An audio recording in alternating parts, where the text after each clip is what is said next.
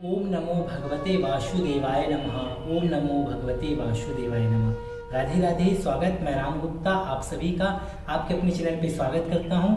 कल के अध्याय में हमने अध्याय 6 द्वितीय स्कंद का श्रीमद् भागवत महापुराण का आप लोगों को सुनाए थे, बाबा को सुनाए थे। आज हम द्वितीय स्कंद के 7वें अध्याय को बाबा को समर्पित करने जा रहे हैं, सुनाने जा रहे हैं। आप लोगों से यही आग्रह, अगर आप सभी चैनल पे नए हैं, चैनल को सब्सक्राइब कर लीजिए, बेल आइकन को ऑन कर दीजिए। ये महाग्रंथ पढ़ने का उद्देश्य, बाबा को सुनाने का उद्देश्य, संसार में फैली इस महामारी को भगवान वासुदेव जी खत्म करें और सबके जीवन में खुशियां ही खुशियां लाएं। अधिक से अधिक इस वीडियो को शेयर करें ताकि सभी भक्तों का कल्याण हो और सबके जीवन में खुशियां ही खुशियां आए। कमेंट में अपना नाम जरूर लिखिएगा ताकि हम भी आपके नाम से बाबा के समक्ष अरदास लगा सके। 7वां अध्याय श्री नारायण जी के 24 अवतारों का पितामह ब्रह्मा जी द्वारा वर्णन करना। पितामह जी ब्रह्मा जी बोले कि हे नारद, श्री नारायण जी का पहला अवतार सनक सनंदन सनातन तथा सनत कुमार के रूप में मेरी नाक से उत्पन्न हुआ था। वे प्रभु ऋषि का रूप धारण कर सदा भगवत भजन में लीन रहते थे। उस तपस्या के फल से वे अनेक कल्प बीतने पर भी 5 साल की उम्र वाले ही बने रहते हैं। श्री नारायण जी ने दूसरा अवतार 12 का ग्रहण किया था। उस अवतार को लेने के कारण यह था कि जिस वक्त श्री परम प्रभु ने मुझे सृष्टि रचने की आज्ञा दी, उस वक्त मैंने कमल के पत्ते द्वारा पृथ्वी का निर्माण किया था और उस पृथ्वी को हिरणाक्ष नामक दैत्य पताल में उठा ले गया।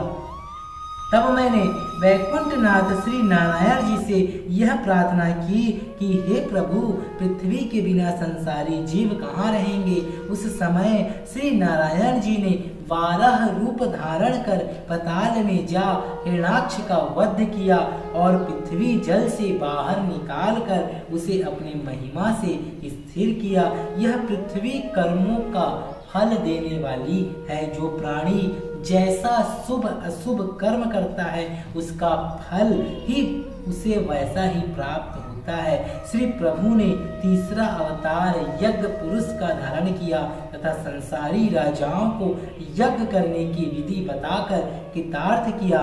श्री भगवान का चौथा अवतार था हैग्री रूप में उत्पन्न हुआ। उस वक्त उन्होंने वेद शास्त्र चुरा ले जाने वाले मधु कैटभ नामक असुर को पाताल में जाकर मारा और उससे वेद लाकर मुझे दिया। 5वां अवतार था धर्म नामक ऋषि द्वारा मूर्ति नामक कन्या के गर्भ से नारायण रूप में हुआ। वे अवतारी भगवान उत्तराखंड में बद्री केदार नामक स्थान में बैठे हुए इस अभिप्राय से तपस्या करते हैं ताकि संसारी लोग भी मुझे देखकर तपस्या करने में पवित्र हो। श्री हरि ने अपना 6वां अवतार कपिल मुनि के रूप में लेकर अपनी माता देवहूति को सांख्य योग का उपदेश देकर मुक्ति प्रदान की और 7वां अवतार दत्तात्रेय, जो श्री साईं बाबा के गुरु थे, दत्तात्रेय के रूप में लेकर राजा यदु का ज्ञानोपदेश दिया, जिसके प्रताप से वह मुक्ति पद को प्राप्त हुआ। दत्तात्रेय ने अपने 24 गुरु बनाए थे और परब्रह्मा परमेश्वर का 8वां अवतार ऋषभ देव के रूप में हुआ। उन्होंने जगत में जैन धर्म का प्रचार किया और 9वें अवतार में राजा पृथु बनकर श्री नारायण जी ने अपने पिता वेणु को नरक में जाने से बचाया और गौरूपी पृथ्वी को धुलकर उसमें से समस्त वनस्पतियों को दूध के समान उन्हें इकट्ठा करके उत्तराखंड में स्थापित कर दिया और फिर पृथ्वी पर प्राणियों के निवास करने के लिए नगर तथा गांवों का निर्माण किया। और 10वें मत्स्य अवतार में प्रभु ने राजा सत्यव्रत को प्रलय काल का प्रत्यक्ष दर्शन कराया और 11वें अवतार में कच्छप रूप से सिंधु मंथन के समय भगवान ने अपनी पीठ पर मंदराचल पर्वत को धारण कर समुद्र से 14 रत्नों को निकाला और समुद्र मंथन के समय ही 12वां अवतार धन्वंतरी वैद्य के रूप में वनस्पतियों को हाथ में लिए समुद्र से हुआ। समुद्र से अमृत निकलने पर जब देवता और दानव उसे पीने के लिए आपस में झगड़ने लगे तब प्रभु ने 13वां मोहिनी अवतार रखकर अपनी सुंदरता से अश्रुओं को मोहित कर लिया और वह अमृत लेकर देवताओं को पिला दिया। 14वें नरसिंह अवतार लेकर श्री भगवान ने दैत्य हिरण्यकश्यपु को मारकर परम भक्त प्रहलाद के प्राणों की रक्षा की। बोलिए श्री नारायण भगवान नरसिंह जी की जय। 15वां 52 अवतार लेकर प्रभु ने राजा बलि से 3 पग भूमि का दान लेकर देवताओं को प्रदान कर दी और 16वां हंसावतार लेकर नारायण जी ने सनत कुमार जी को ज्ञान का उपदेश देकर उनका अहंकार दूर किया। 17वें नारायण अवतार में प्रभु ने भक्त ध्रुव को अपना साक्षात दर्शन दिया और 18वें हरि अवतार में प्रभु ने ग्राह का संसार करके गजेंद्र की प्राण रक्षा की और 19वें परशुराम अवतार में प्रभु ने हरि भक्तों को कष्ट पहुंचाने वाले अधर्मियों का वध किया और भूमि को 21 बार क्षत्रियों से हीन करके ब्राह्मणों को दान में दे दिया। 20वां रामचंद्र अवतार में गौ ब्राह्मणों को कष्ट देने वाले अन्य असुरों सहित रावण का वध करके लंका का राज्य विभीषण को देकर महावीर जी को यश दिया। 21वें वेद व्यास अवतार में संसारिक जीवों को संसार सागर से पार करने के लिए वेद के 4 भाग कर दिए और महाभारत तथा अन्य 17 पुराणों का निर्माण किया।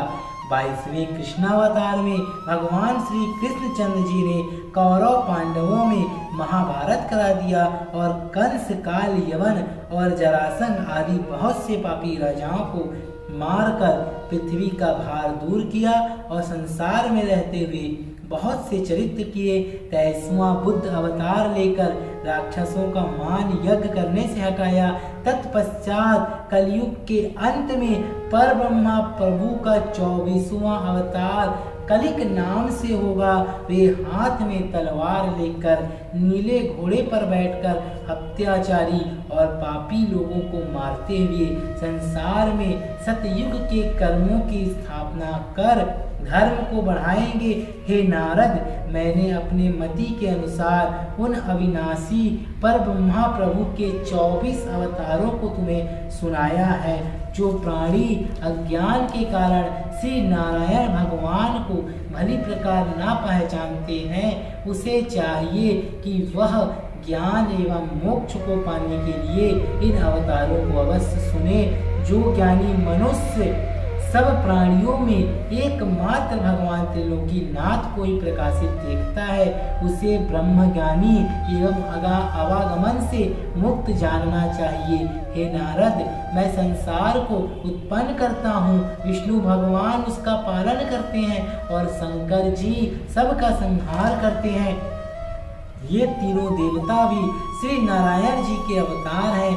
संपूर्ण जगत उन परब्रह्मा परमेश्वर की माया में लीन होकर स्त्री, पुत्र, धन आदि की मोह जाल में फंसा हुआ है। जिस पर भगवान नारायण की अटूट कृपा होती है, वही इस जाल से मुक्ति पाता है और इस भव जाल से मुक्त होने के लिए पर ब्रह्मा प्रभु के ध्यान, कीर्तन एवं लीला चरित्रों के सुनने से उत्तम कोई अन्य प्रयत्न नहीं है। भगवान के अवतारों के चरित्रों का वृतांत चारों वर्णों के मनुष्यों को सुनाना उत्तम कहा है। श्रीमद्भागवत बृहद सचित सुख सागर के अध्याय 7 की ये पावन कथा संपूर्ण हुई। कल हम बाबा जी को श्रीमद्भागवत के द्वितीय स्कंद का 8वां अध्याय सुनाएंगे।